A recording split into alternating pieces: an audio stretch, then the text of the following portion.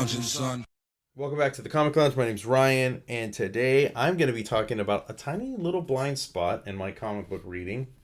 I'm going to be talking about a Steve Englehart, Marshall Rogers issue of Detective Comics with issue 475, classic cover with Joker and his laughing fish. But before I get into that, I just want to remind everybody, if you are not already subscribed to the channel, make sure you hit that subscribe button and check out some of the dope content on the channel. We go through comics, hardcovers, artist editions. We got indie creator spotlights. We got interviews, all that good stuff. So hit the subscribe button and check out some of the dope vids. So this is not an original. You can see obviously by that $3.99 price point. But as I've said on many videos, DC Comics has been doing a great job doing these facsimile reprints. They're doing key issues, key storylines, all that kind of stuff. They did Batman Year One recently, which they reprinted all 4 issues. They're doing it with Crisis on Infinite Earths, all 12 issues they're going to print. So a lot of cool stuff that they've been doing. And I've often heard people like really praise this particular run with Marshall Rogers Batman stuff. And I've just, for some reason, just never picked it up. Saw this facsimile, knew I had to get it. And plus, look at this cover. It's classic. So I've often heard people say like a little bit of like, Marshall Rogers, like the way he does his cape may have been an influence on Todd McFarlane and the way he does the capes on like Batman and Spawn and stuff like that. So, and crazy, this came out in 1977. I dig this art. It's super striking with Batman just on top of the roof. He's spying on somebody. We don't know quite who he's looking at until we flip the page and we see that it just happens to be Silver St. Cloud, who he's in a relationship with. We get this great scene, which I just absolutely loved, of, his inner monologue thinking like, does she know who I am? She's like, I have a feeling she does. Maybe I should just let it all go and tell her who I am. And it's definitely like, can't say that I've read a Batman quite like this, where he's like ready to tell her who he is. He's comfortable with it because he's so in love with her. But he doesn't want to be completely forthcoming. He's going to see if she says something. He can see it in her eyes, but she doesn't admit to it and even lets him leave and tells him to go because, she's got a date coming up with Bruce Wayne. Perhaps you know each other, she says. Batman doesn't read the room correctly because she does know who he is, but he thinks that she doesn't. And I love the way Marshall Rogers just has her slumped down to the ground after she's like can finally like relax a little bit now that this interaction has been done. She's obviously distraught. She's like, he knows, but what else could I do? That was the Batman, a living legend, and like talking about how he's kept his secret for years, and how could she look into his eyes and say like, I know, I figured out your secret. I've stared at your jaw, countless evenings, which is kind of interesting because it's like, it makes sense, like especially if you're the significant other of somebody, the bottom part of their face, right? Like, and having this called out in there, I just absolutely loved. And then she gets a call from Bruce as he's still in his Batman regalia, and she basically says like, let's just postpone. And she needs time to think, and she wants to find time, be somewhere where he can't find her. I love the way this cape is drawn right here. The all black, got the under part is black, the blue on top. This is like just very dynamic scenes. And I've always loved the blue and gray on Batman. It's always been one of my favorite versions with the yellow oval.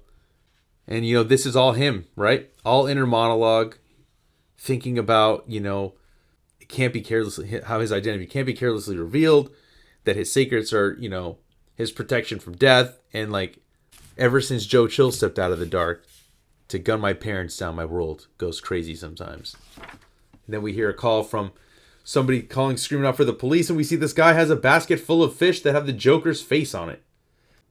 And so, like, he's questioning, like, why would the Joker want to have fish that look like him? He's like, I don't know. Why would the Joker do anything? His mind is clouded in madness. His motives make sense to him alone. And then everybody starts to see that all these fish have been Jokerized. And we see these guys burst into this door. And where are they? At the Copyright Commission office. And there comes Joker strolling in. I love this long panel. So good. And I don't know. There's just something about the way he's like standing with his hand on the desk, looking at Mr. Francis, and he's basically wanting to copyright the Joker fish. He's going to cut off every fish sale in America. A nickel per fish sandwich, 50 cents for fillet of sole, millions of dollars a day to finance my frankly hedonistic lifestyle, and also simple. What a joke. And this copyright guy is telling him, he's like, you can't copyright fish or even fish faces. They're a natural resource. Joker's not having it. Super creepy right here, this face. And he basically gives him the threat: you have until midnight to change your mind, or you'll be the poorest fish of all. It's dead as a mackerel. Love these ads right here too. This Power Girl ad, poster bonanza, like Farrah Fawcett, John Travolta. Super funny. This ad for Firestorm. Oh my god, so cool. I did an episode of this recently. Jerry Conway and Al Milgram's creation. Super fun issue. Then we come to criminal mob guy Rupert Thorne. He's all jumpy for some reason. And he's, there's some plan that he's got worked up for the Batman. And he basically declared him off limits. And it's not coming off too well to, the rest of the criminal underworld. So he's like, they just don't listen to us like they used to listen to the lousy media. And he's like, all right, I got to wash up. I'll meet you inside. And what happens? Got the clown prince of crime himself coming in, and he's pissed. He's like, what, basically, what are you doing? He's like, I know you bid for the Batman's identity alongside the Penguin and myself. He's like, you obviously didn't learn his identity, and I don't want that secret ever penetrated. And it's, why? Of course, because it would take away his fun and the thrill of the joust with his perfect opponent. So he's basically protecting Batman because he wants the game between him and the Dark Knight to continue on. Another great ad. Super stoked. Speaking of facsimiles, they're reprinting this as a facsimile soon. Got the inside scoop. I love this too. All the laughing in the background. And then we get, Batman's the bat signal gets lit up, and he's going to the home of, G. Carl Francis, the guy from the copyright office. He's greeted by none other than Commissioner Gordon. And they're there to make sure nothing happens to him. And all of us, I love this. He's waiting for Joker to make his move. We see the house get gassed. Batman pulls out his gas mask, puts it over Francis, but it doesn't help. Nobody else gets affected, but you see the change. I love these panels right here where you see the change of the smile, the Joker smile just coming upon his face. Super creepy. Joker was able to take him out because he introduced part of the toxin at an earlier stage that was only activated, that got activated with the gas, and that's why nobody else was affected. And then we end off with,